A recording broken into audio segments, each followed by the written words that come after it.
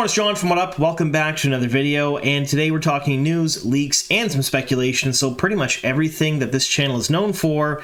And this video is brought to you by sponsor Elitsas. Now, she's the one that does all my music, all of my visual arts design, and she has now created her own business. So stay tuned at the end of the video. We'll give you a little bit more information on that. If you're a content creator that needs music, visuals, Facebook images, anything and everything at all, including AI art, she's the one to do it for you, and I'll give you some more information on how to get in touch with her and what services she does offer. Now, if you're new to the channel and you don't know what we do here, we cover Wheel of Time show news. So pretty much anything and everything to do with Wheel of Time, that's what we talk about here. Whether it be official, rumors, leaks, we pretty much do it all. So if you like that sort of thing, make sure you subscribe to the channel and click the notification button.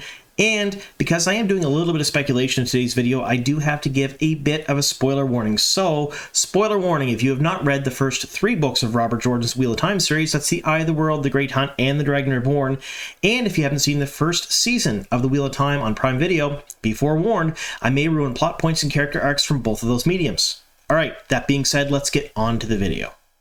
Alright, so the first thing we're talking about today is Jordan Studios. It's the studio that the production company leases in Prague, in the Czech Republic, to film the indoor scenes for the Wheel of Time. Now, WildSeries.com is reporting that this is a brand new photo, which is really interesting because it shows the bright blue Jordan Studios banner that wasn't there a couple of months ago. Now, if you remember way back in summer of 2019, this banner went up just prior to the start of filming for Season 2. When they finished filming for Season 2, the banner came down when they packed everything up and kind of deactivated things in between seasons. Because it's back up again, it probably indicates that they're going to start filming for Season 3 sometime soon, which means maybe we'll get some Season 3 leaks. Now, I know at this point you're probably thinking, John, why are we talking Season 3 leaks when we don't even know the release date for Season 2? Well, I'm not holding my breath at this point for Season 2 because my sources have told me for well in excess of a year now that we're looking at late first quarter, early second quarter this year at the earliest for the start of the second season to premiere on Prime. Now, recently, the showrunner Rafe Judkins has stated that it will come sometime this year, but he didn't really indicate that it would be early this year. With the amount of VFX work that's probably required for the second season and how backed up the VFX houses are, we may be waiting just a little bit for the second season of The Wheel of Time. Now, you got to understand that before the first season came out, they started ramping up marketing a few months prior to, and they haven't done that yet. We haven't really seen a full trailer. We haven't seen much marketing centered around the second season. When that starts, we know we'll probably get a release date in the coming weeks, if not months. But right now, we're looking at probably quite a few months out, so they probably will start filming Season 3 long before we start seeing Season 2 on the Prime Video app. Now, let me know in the comments down below what you folks are expecting as far as Season 3 goes. Do you think we'll start seeing our first Season 3 leaks prior to seeing Season 2 on Prime Video? I think we will. All right, now we're going to talk about these folks here, the Seanchan. So if you don't know who the Seanchan are, I've done a few videos here on the channel explaining their history, their culture, how they fit into the books, and how I think they're going to fit into the show. So if you want to pop over to the Explain section of my channel after this video, you can get all the information you want on the Seanchan and how they're going to fit into the big wide world of the adaptation, or how I think they will. Now, how they fit into the book series is pretty much all we have to go on right now, and they factor pretty heavily into the end of the second book, The Great Hunt. And now, that is where the Battle of Falme takes place, and we know for sure that that battle is taking place in Season 2. We just don't know if it'll be the big culmination at the end of the seasoning, if it'll be something mid-season, if it'll be 3/4 way through. We're not 100% on that, because they don't always film things in order. It was some of the last scenes they filmed were in Morocco, and we know they're the Battle of Falme because there was a ton of leaks. There was all kinds of leaks at that time, and I covered them little less than a year ago now. You can find those videos here on the channel where I talk about the battles, because it was in a wide open tourist spot where they filmed the Seanchan, the White Cloaks, and the Heroes of the Horn way out in the open. Their makeup tents were there. They were practicing. They were actually filming battles and stuff. People were sitting in restaurants taking video, and in fact, I had one person who watched the channel actually get to walk the set. They wandered around with their camera. They asked if they could take pictures and video. They were given permission to do so because no one really seemed to care, and we had at least a 4 or 5 minute video of them walking the Falme set, and I featured it here in the channel because it was they were given permission to do so, which was really cool. Now,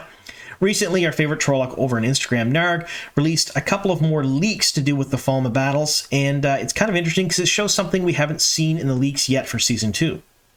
What we're seeing here is the use of the one power in battle, which is really neat. Now, this isn't the first time we've seen this. We've seen it in Season 1. We've seen some of the Aes Sedai use power in the battle against Logain's forces. Alana stopping the arrows, the explosions in the forest and whatnot, them actually shielding Logain, and gentling him in the cave. All of that we did see, and we did see a huge scene at the end of season 1 in episode 8 where there was a ton of one power in use against Trollocs at the Battle of Tarwin's Gap, but we didn't really get to see the Suldam and the Dame use the power very often in the show. In fact, we only got to see it in the last scene in episode 8, where all the Shan-Chan ships showed up off the coast, and they caused that big wave to go ashore and basically eradicate that poor little girl. Now, I will say the scene was confusing. It didn't really make a whole lot of sense, but it was, and I will give them this, incredibly visually stunning. It was a really cool way to end the season, even if a lot of people were really confused by it and it had to be explained.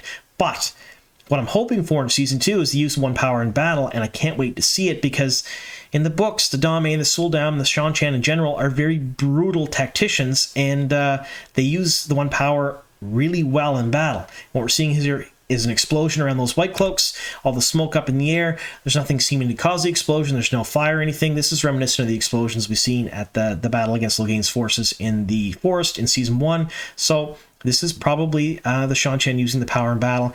I can't wait to see something like this on screen. I really hope when we get our trailer, we get a kind of a little bit of an extended sequence of the Suldam and the Dame fighting some Aes Sedai. I think that would be really very cool.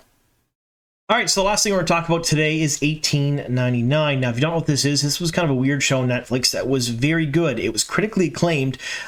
Critics had a lot of great things to say about it, and it featured Alexander William, the actor who plays Tom Maryland in The Wheel of Time. Now, we all know, and I've reported on this, that Tom Maryland will not be in season 2 of The Wheel of Time, which is rather unfortunate, but it does kind of make sense. Tom plays a very small part in The Great Hunt and The Dragon Reborn. In fact, I could argue that most of his parts throughout the entire series are kind of bit parts or small, and he can be very easily replaced by other characters. However, he is a fan favorite, so I'm kind of hoping that we don't see him in season 2. He'll come back with a vengeance in season 3 and beyond, and take the load on some other characters, maybe do some other people's character arcs and storylines, because Tom is such a favorite character and I want to see more of him. Now, why are we talking about 1899? Well, it was canceled over at Netflix after 1 season. Now, it was critically acclaimed. It was in the top 10 for a very long time, and it got canceled. Now, bad news for the show itself, because it was a pretty good show, and bad news for all the people working on the show, but this could potentially be some good news for Wheel of Time fans, because it does free Tom's schedule up. So Alexander William will not be filming further seasons of 1899, so it's quite possible they could have freed up some time in his calendar, spend some more time with the Wheel of Time. Now, that's just speculation on my part, and kind of wishful speculation at that. I kind of hope it does. And I've left a kind of an interesting link down below in the description box for you folks. It's an article about 1899 and why they think it's canceled. Now, Digital Eye is a company that does metrics, specifically Netflix metrics, and they believe that 1899 was canceled not because it was critically acclaimed, not because it was received so well, not because it was in the top 10, but because less than 32% of the people that started the show finished it.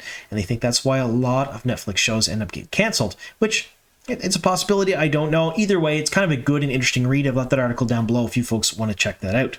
Now, we're going to talk about this. This is Elitsas' new company. Now, if you don't know who Elitsa is, my intro and outro music is done by her. All of the graphic design for my site, all of my thumbnails, all of my slides, my banners, my stuff on Twitter, my stuff on Facebook, it's all done by Elitsa, and she is incredibly talented. She's a very good artist. She's an incredible musician, and she's doing stuff not just for me, but for a bunch of other Wheel of Time content creators, and she's really very good at what she does. So she's starting to curtail that into a business. So this is her website. I've left it here on the screen. You can take a look at it, and there's a link down below in the description box. And she does a ton of different things. She does Facebook imagery for your Twitter, banners, things like that.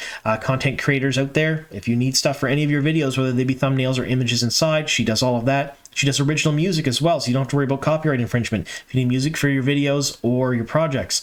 And she also does AI imagery. So all of this stuff is really, really very neat. She's incredibly talented, and she's been a huge support and a huge help here at the channel since, I would say, just a few months in. So my channel didn't look so great. It didn't look as polished and smooth as it does now. It looked kind of clunky and terrible because I was doing the artwork and the thumbnails, and I'm not very good at that stuff. She kind of partnered up with me at that point and offered to do all of that stuff for me, and ever since then, the channel has been looking and sounding absolutely fantastic, and I have no one else to thank but her for this.